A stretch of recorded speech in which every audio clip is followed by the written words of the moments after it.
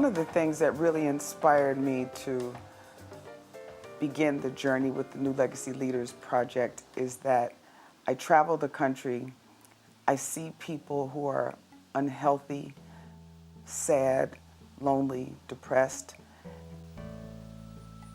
and I know that space because I dealt with sadness, loneliness, I dealt with being overweight, and what I know is that people treat you differently when you have weight issues. And I want people to be the very, very best that they can be. And it's a matter of connecting with a concept whose time has come, connecting with the right people who can move you, inspire you, encourage you to take your game to the next level. Because that's all any of us want to be, is happy and healthy.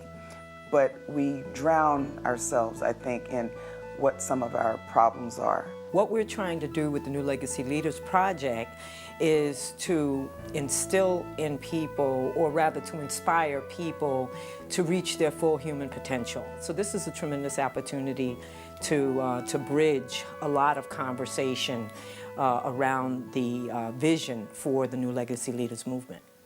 Today is a very, very special day because what we're doing is launching the New Legacy Leaders Project. And I want to be clear and concise, so I'm going to just read some of it to you. But our vision, our journey, is about moving beyond depression, obesity, and poverty to wellness and prosperity. Because there are far too many of us who are really not healthy, really not living the way that we're supposed to be living, don't know what the signs are of various illnesses that we might have, including depression. And so many of the diseases that we do have come from stress and that we're not dealing with. You all know what I'm talking about, right?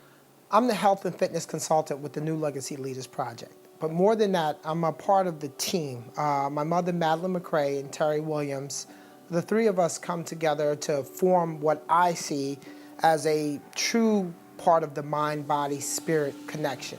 I wanted to give people the opportunity to be healthier, stronger, and more fit so that they can complete their activities of daily living with a lot more ease and comfort, especially as they get older and throughout their lives. But more than that, this whole triad that I talk about, the mind, body, spirit, I wanted to make people happier and be healthy through their lifestyle.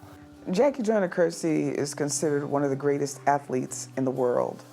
We could think of no one better to represent the launch of the New Legacy Leaders Project. I did not make the finals, and my coach came up to me and he said, what's wrong? I said, I couldn't breathe. And we just said, well, maybe the damp and in the summer you would do a little better. I really wanted to run on a relay with my friends. My first competition, I finished last. So I set my goal to try and improve a tenth of a second if I was running, or a half of an inch if I was jumping. And that was my motivation. Not to go up against anyone, but to see see myself progressing, from the hard work that I was putting in. You want the best to help you launch an idea whose time has come. And Jackie Joyner-Kersee is the best of the best in the world. So what better statement to make than to have her with us and to share her challenges and how she was able to defy the world's odds in much the same way as did Bessie Coleman. Going to the Schomburg is really full circle for me because when I first began my research on Bessie Coleman back in 1986, I couldn't find anything on her. So it was at the Schomburg that I was able to pull up all this incredible information.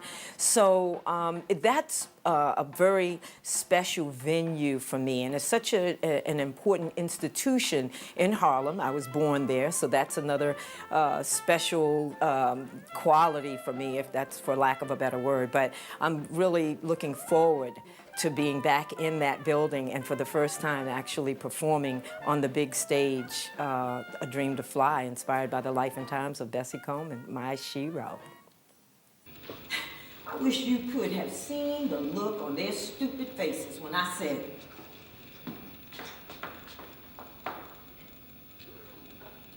moi, Do you know who I am? Je m'appelle Bessie Coleman. I have just returned from Berlin, where I flew a German plane with 220 horsepower over the Kaiser Palace. I've studied in France, Holland, and Amsterdam. I was a guest at the home of Anthony H.T. Fokker. You ever hear of him? I didn't think so. Idiots. Make no mistake about it, Bessie Coleman was an athlete. Can you imagine the amount of core strength and stability that the person needs, the amount of upper body strength, the amount of balance and control that she would have needed to have in order to be a wing walker? So she was not just an athlete, she was a superior athlete. She was genetically gifted, and you have to be strong and have a lot of control in order to do something like that. I see this as a movement to transform the lives of our people. And it doesn't get any better than that to contribute in that way substantially in the lives of others.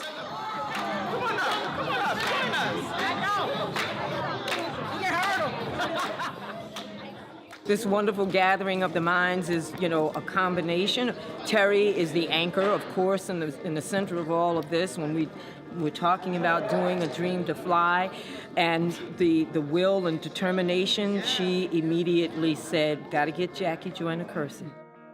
It's been an absolute labor of love, and as I said earlier when I was speaking about Madeline, she is a fierce lioness.